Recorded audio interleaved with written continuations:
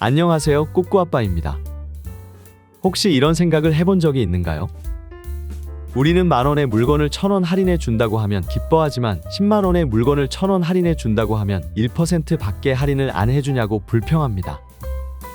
이 말의 핵심은 비율이 낮다고 같은 액수를 무시해버린다는 겁니다.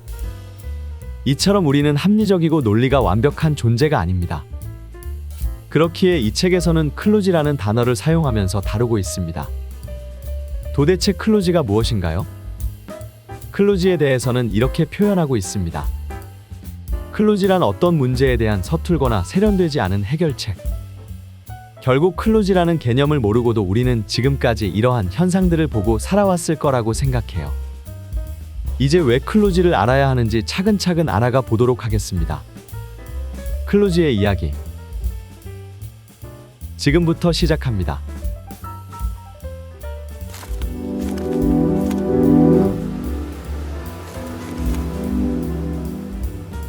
이해하고 개선하기. 우리는 완전한 것에서 배울 수 없는 두 가지를 클로지에서 배울 수 있습니다. 첫째, 우리가 진화해온 역사에 대해 특별한 통찰을 제공할 수 있다. 우리가 완전한 것을 관찰할 때는 여러 가지 요인 등 중에서 어떤 것이 해결책이 되었는지 알아내기가 어렵습니다. 하지만 우리는 완전하지 않기에 어디에 문제가 발생했는지 찾을 수 있고 발생한 문제를 통해 어떠한 요소가 문제를 발생시켰는지 알아낼 수 있을 것입니다. 둘째, 우리 자신을 어떻게 개선할 것인지에 대해 단서를 줄 수 있다. 우리가 80% 완전하든 아니면 20% 완전하든 우리 인간에게는 개선의 여지가 있습니다. 그렇기에 클로지는 이 길을 우리에게 제시할 수 있습니다. 우리가 진화해온 현재의 모습 그대로를 솔직히 들여다볼 때, 우리의 장점뿐 아니라 단점도 인정할 때, 비로소 우리는 불완전하지만 고귀한 우리의 마음을 최대한 활용할 수 있을 것이라고 합니다. 살아오면서 어떤 클로지 덕분에 발전할 수 있었는지 한번 생각해 보는 건 어떨까요? 정신적 오염. 우리 인간의 신념은 진화의 과정 속에서 주로 다른 목적을 위해 진화된 제고품들을 바탕으로 생겨난 것이라고 합니다. 예를 들어 대학생들은 잘생긴 교수가 가르치기도 잘한다고 평가하는 경향이 있다고 해요.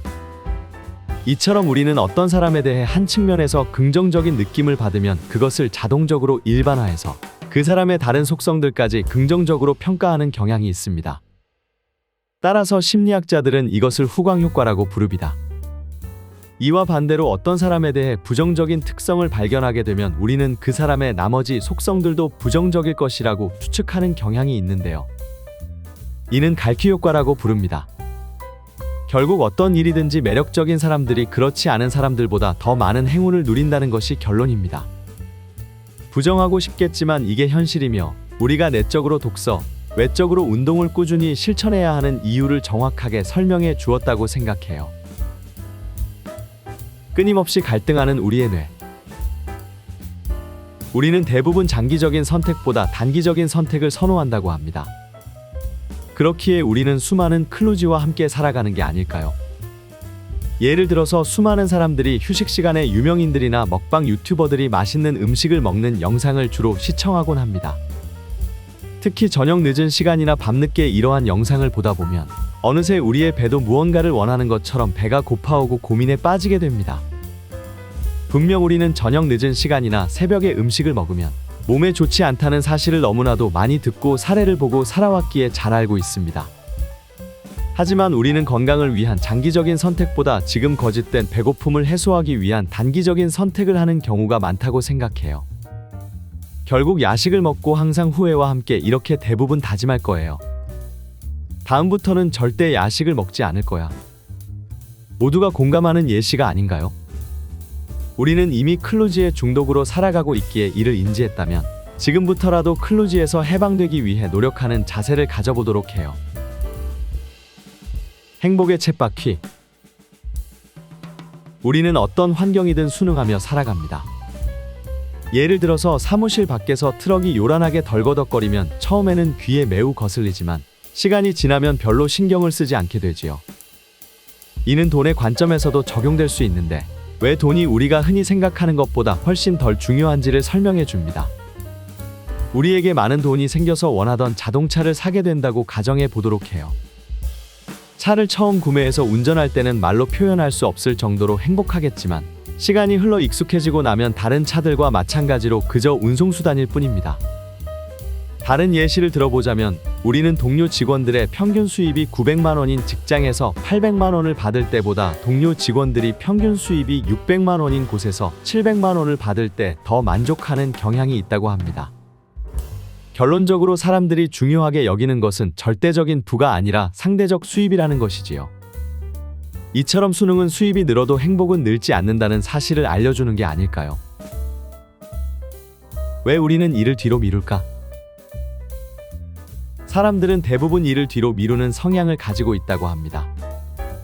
이는 우리에게 어떠한 이로운 행동도 아니고 일을 미루는 것이 어리석은 짓이라는 사실 또한 알면서 이렇게 행동해요. 일을 뒤로 미뤄서 얻는 것이 적은데도 불구하고 도대체 왜 우리는 그렇게 자주 일을 뒤로 미루는 것일까요? 우리가 어떤 방법으로 일을 뒤로 미루는지 한번 곰곰이 생각해 보도록 해요.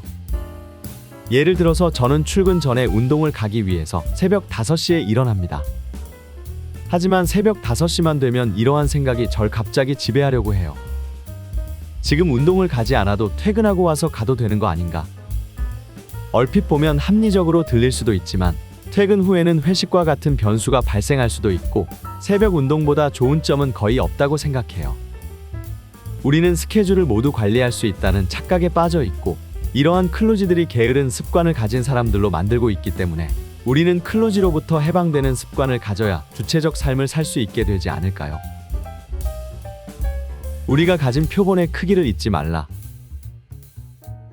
의학에서 야구 통계에 이르기까지 사람들은 결론 도출의 근거가 되는 자료의 크기를 적절히 고려하지 못할 때가 많습니다. 단 한 번 일어난 사건은 우연한 것일지 모르지만 똑같은 유형의 사건이 되풀이해서 일어난다면 그것은 우연이 아닐 가능성이 높지 않을까요? 결국 수학적으로 말하자면 표본이 클수록 추정치는 신뢰도가 높아집니다. 예를 들자면 2,000명을 대상으로 한 여론조사는 200명을 대상으로 한 여론조사보다 평균적으로 더 신뢰감이 있게 느껴질 거예요. 그럼 조금 다른 방향으로 접근하여 주식을 예시로 들어보도록 해요. A는 매년 평균 10%의 수익을 내지만 오늘은 수익률이 마이너스 10%였고 B는 매년 평균 2%의 수익을 내고 오늘은 플러스 20%의 수익을 냈다고 가정해보자. 장기적으로는 A가 발생시키는 수익이 크지만 우리는 A보다 B에 관심이 집중될 것이며 우리의 이야기는 B로 가득할 것입니다. 이러한 이유는 무엇일까요? 지금부터라도 클로지를 이해하고 올바른 판단을 위해서 연습해 보도록 해요. 클로지를 이겨내는 13가지 제안. 지금까지 영상을 시청했다면 우리는 수많은 클로지와 같이 살아오고 있다는 것에 부정하지 못할 것입니다. 그렇기에 이제는 클로지는 이겨내는 방법들을 정리해 보려고 해요. 클로지를 이겨내는 13가지 제안은 아래와 같습니다. 대안이 되는 가설들을 되도록 함께 고려하라. 문제의 틀을 다시 짜고 질문을 재구성하라. 상관관계가 곧 인과관계가 아님을 명심하라. 여러분이 가진 표본의 크기를 결코 잊지 말라. 자신의 충동을 미리 예상하고 앞서 결정하라. 막연히 목표만 정하지 말고 조건 계획을 세워라. 피로하거나 마음이 산란할 때는 되도록 중요한 결정을 내리지 말라. 언제나 이익과 비용을 비교 평가하라. 누군가가 여러분의 결정을 지켜보고 있다고 상상하라. 자신에게 거리를 두어라. 생생한 것, 개인적인 것, 일화적인 것을 경계하라. 우물을 파되 한 우물을 파라. 합리적으로 되려고 노력하라. 클로지의 개념을 알고 행동하는 사람과 모르고 행동하는 사람은 지금은 차이가 안 보일지라도 점점 복리로 격차가 벌어질 것이라고 확신해요. 마치며 이 책은 역행자에서도 수없이 언급되었기에 읽어보고 싶다는 생각만 늘 가진 채로 위시리스트에 담아두었던 책이었습니다. 하지만 저의 독서 능력으로는 이해하기 힘들 것 같다는 생각으로 지금껏 읽기를 미루고 살아왔었죠. 물론 이 책을 완독한 시점에서도 이 책은 저에게 어려운 책입니다. 하지만 클로지라는 개념이 어떤 것이고 왜 우리가 이 개념을 알고 받아들이면서 행동해야 하는지는 알게 되었다고 생각해요. 초반에도 언급했지만 우리는 완벽한 존재가 아니기에 이해하기와 개선하기가 필요합니다. 늦었다고 생각하는 순간이 우리에겐 가장 빠른 순간이기에 지금부터라도 올바른 선택을 하기 위해서 우리가 지금 선택하는 이 선택은 클로지의 지배를 받는 것은 아닌지 한번 더 고민해보고 행동하는 습관을 가져보도록 해요. 오늘도 책의 한 구절을 공유하며 마무리하겠습니다. 만약 우리가 우리의 한계를 이해하고 그것과 정면으로 대결한다면 우리는 우리 내면의 클로지를 이겨낼 수 있을 것이다. 이상 꼬꼬아빠였습니다.